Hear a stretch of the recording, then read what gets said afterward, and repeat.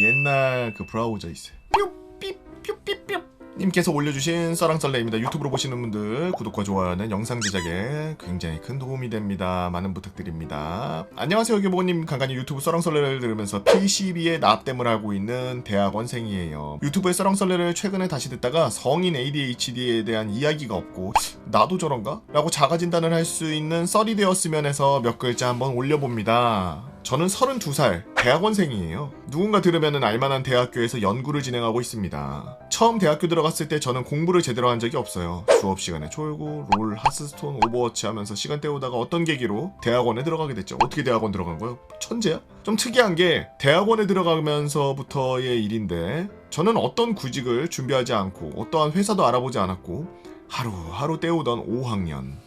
그 당시 어머니의 잔소리를 듣고 대학 알바 구인구직을 보다가 랩뷰를 공부해본 대학생을 뽑는다고 해서 들어갔더니 웬걸 그대로 대학원생이 되었습니다. 서론이 조금 길었지만 저는 일을 제대로 해본 적이 없습니다. 어떠한 일을 하더라도 매우 수동적이고 교수님과 이야기를 하면서 처음에 제가 교수님의 수준에 비해 낮기 때문에 제대로 교수님의 말을 이해 못한다고 생각했어요. 그래서 계속해서 논문과 책을 보면서 내가 무엇을 이해를 못했지? 무엇을 놓치고 있지? 찾아보려고 노력했습니다. 하지만 찾을 수가 없었죠.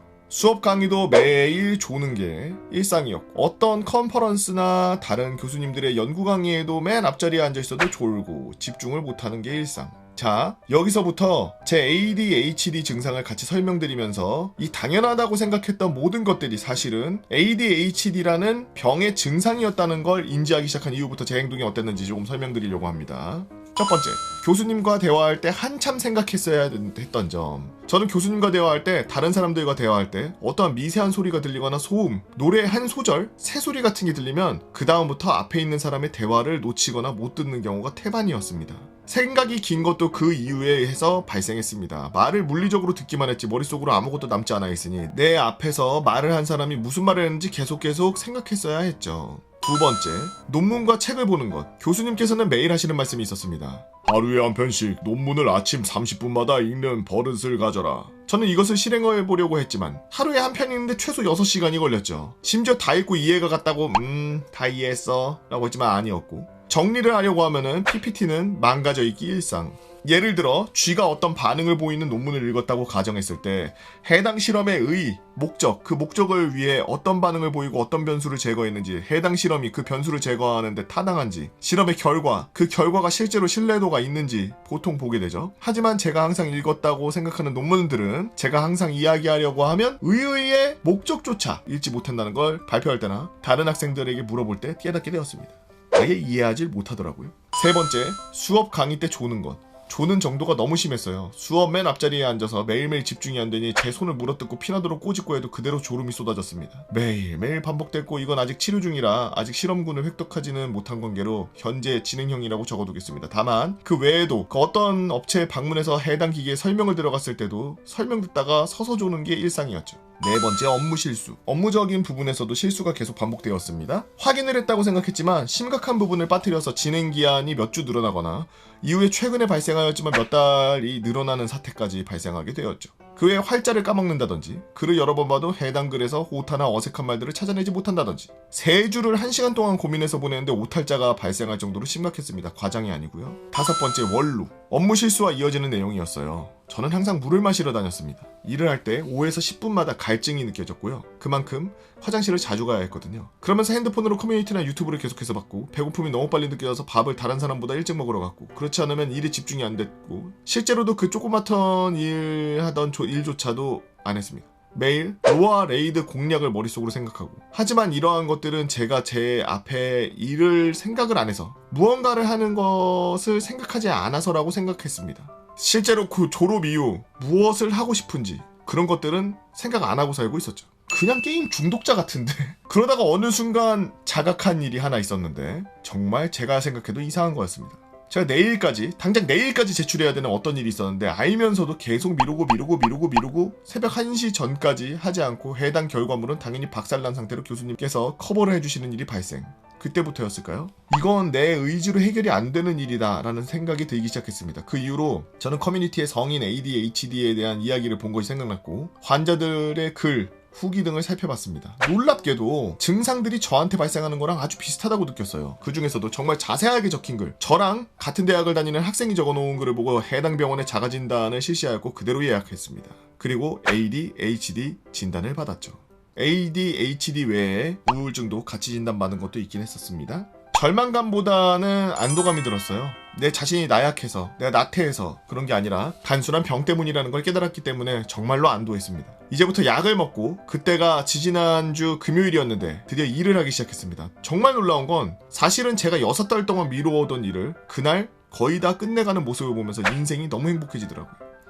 저는 대화를 할 수 있게 되었습니다. 다른 사람과 말을 할 때 집중을 못하니 듣는 척만 하고, 그러니 티키타카 같은 것이 아예 안 됐었는데 다른 사람과 대화할 수 있게 된 거예요. 진짜로 교수님과 대화하면서 해당 연구의 방향성을 되묻고 어떻게 해나가야 되는지 되묻고 교수님께 자문을 구하고 다른 선배 후배들한테도 많은 것들을 대화하면서 제 연구를 진행할 수 있게 되었습니다. 글도 읽게 되었어요. 여태껏 글씨를 읽는 게 저는 이렇게 빨랐는지 이제 알게 되더라고요.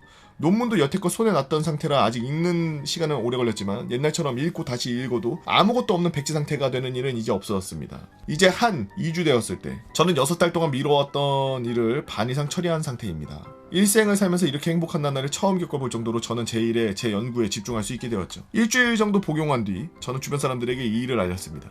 처음에는 가족 교수 그리고 연구실 사람들한테요. 가족한테도 알릴 때 내가 ADHD라는 거 일찍 알았으면 지금쯤 대학원을 졸업하지 않았을까 이랬더니 동생은 아이고 아직도 정신 못 차렸네, 일찍 알았으면 대학원을 안 갔을걸 이러더라고요. 연구실 사람들을 이해하고 교수님과 비슷한 성향의 선배분이 한 분 계시는데 요새 열심히 연구 관련해서 물어보고 조언도 받고 그러고 있습니다. 교수님에게 제가 ADHD 약을 복용하면서 여태 이전에 했었던 것에 반성을 하고 이 일에 집중할 수 있다고 했더니 교수님께서 크게 기뻐하시며 일을 더 주셨습니다.